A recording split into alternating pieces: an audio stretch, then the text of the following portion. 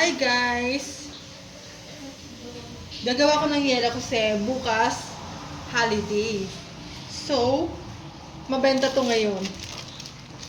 Eh wala tayong pasok kaya No? kailangan natin kumita ng pera.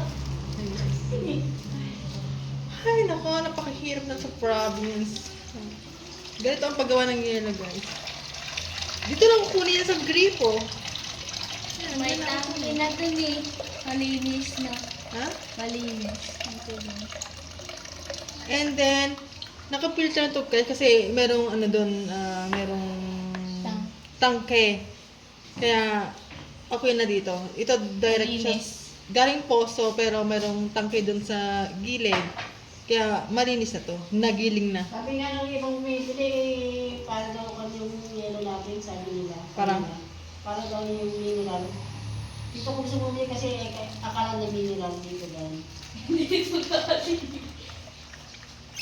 Yeah guys, ganito na gumawa ng yelo. Hindi na pwede kasing mineral water. Lugi na kami pag gano'n. O, aminin.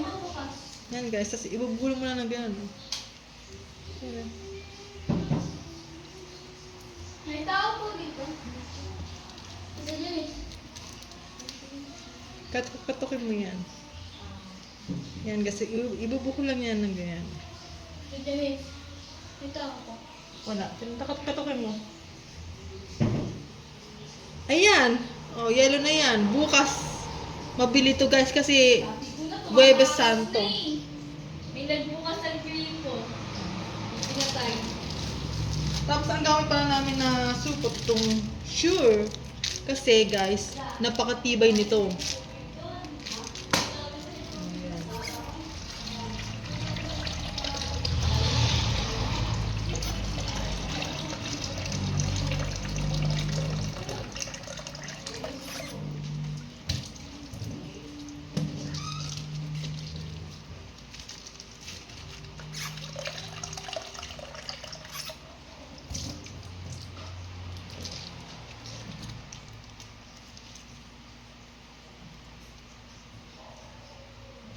Ayan. Kaya mo yung set. Kaya. Kaya ba yung nakabak na plastic pag nakapitsili doon? Yung pinagkainan?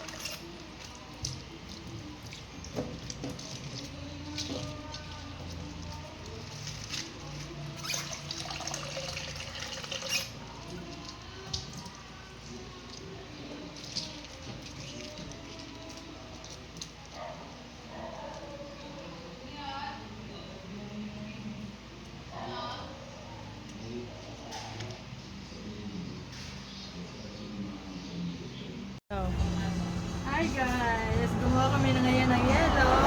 Kasi tomorrow, mabenta to guys kasi Semana Santa, Huwebes Santo. Kaya wala silang pagbibilihan kasi sa may 7-Eleven mahal.